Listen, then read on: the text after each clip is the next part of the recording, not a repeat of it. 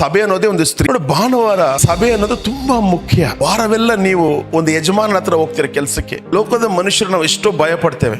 ಅದಕ್ಕಿಂತ ಹೆಚ್ಚಾಗಿ ನಾವು ದೇವರಿಗೆ ಭಯಪಡುವಾಗ ನನಗೆ ಆರಾಧನೆ ತುಂಬಾ ಮುಖ್ಯ ಅನ್ನೋರ ಜೊತೆ ಒಳಗಡೆ ದೇವರು ತನ್ನ ಯೋಜನೆನ ಫಿಕ್ಸ್ ಮಾಡ್ಕೊಳ್ಳೋ ದೇವನಾಗಿದ್ದಾನೆ. ಉದಾಹರಣೆಗೆ ನಾವು ಅಬ್ರಹಾಮ, ದೇವರು ಆದಿಕಾಂಡದಲ್ಲಿ ಆದಾಮನನ್ನ ಸೃಷ್ಟಿ ಮಾಡಿದ್ರು, ಅಲ್ಲಿ ಫೇಲರು. ಅದಾದ್ಮೇಲೆ ನೋಹನು ಕೂಡ ಒಂದು ರೀತಿಯಲ್ಲಿ ಫೇಲರು.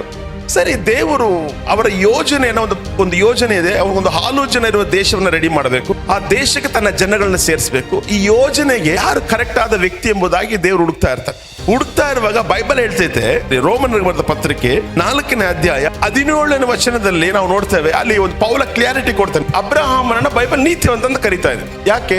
ದೇವರ ಬಾಯಿಂದ ಬಂದಂತ ಮಾತನ್ನ ಯಾರು ನಂಬ್ತಾರೋ ಅವರು ದೇವರ ಯೋಜನೆಗೆ ಒಳಗಾಗ್ತಾರೆ. ವಾಕ್ಯವನ್ನ ನಂಬೋರು ಮಾತ್ರನೇ ಗಾಡ್ಸ್ ಪರ್ಪಸ್ ಅಲ್ಲಿ ಎಂಟ್ರಿ. ಇವಾಗ ಅಬ್ರಹಾಮನಿಗೆ ಇಲ್ಲದ ಐಶ್ವರ್ಯವಲ್ಲ, ಅಬ್ರಹಾಮನಿಗೆ ಇಲ್ಲದ ಬಂಧುಗಳಿಲ್ಲ, ಅಬ್ರಹಾಮನಿಗೆ ಇಲ್ಲದಂತ ರಕ್ತ ಸಂಬಂಧಗಳಿಲ್ಲ, ಅವೆಲ್ಲವನ್ನ ಬಿಡ್ತಾನೆ. ವಾಕ್ಯವನ್ನ ಗಟ್ಟಿಯಾಗಿ ಇಟ್ಕೊಂತಾನೆ. ಯಾವಾಗ ಅವನು ವಾಕ್ಯವನ್ನು ನಂಬಿ ಆ ಊರನ್ನ ಖಾಲಿ ಮಾಡಿ ಹೊರಗಡೆ ಬರ್ತಾನೋ ಆಗ ಅವನು ವಾಕ್ಯಕ್ಕೆ ರೆಸ್ಪೆಕ್ಟ್ ಮಾಡ್ತಾನೆ. ಯಾವಾಗ ವಾಕ್ಯಕ್ಕೆ ರೆಸ್ಪೆಕ್ಟ್ ಮಾಡ್ತಾನೋ ಆಗ ದೇವರು ತನ್ನ ಯೋಜನೆಯನ್ನ ಅವನ ಜೀವಿತದಲ್ಲಿ ನೆರವೇರಿಸುವುದಕ್ಕೆ ಆತನು ಶಕ್ತನಾಗಿದ್ದಾನೆ.